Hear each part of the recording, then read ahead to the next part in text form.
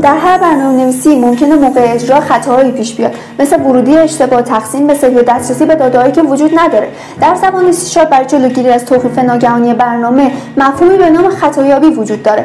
این مفهوم به ما اجازه میده خطاها رو به صورت کنترل شده مدیریت کنیم و برنامه رو پایدارتر و حرفه‌ای‌تر بسازیم.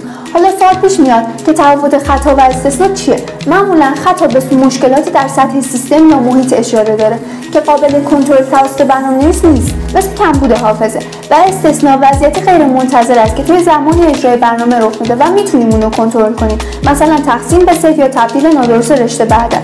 به طور خلاصه خطایابی یکی از مهمترین مفاهیم توی برنامه‌نویسیه که باعث میشه برنامه حتی توی شرایط غیر منتظره هم به درستی کار کنه. با استفاده درست از کچ، ترای و فاینالی میتونی خطاها رو شناسایی، مدیریت و در نهایت کنترل کنی تا تجربه کاربر بهتر و اجرای برنامه مطمئن‌تر بشه.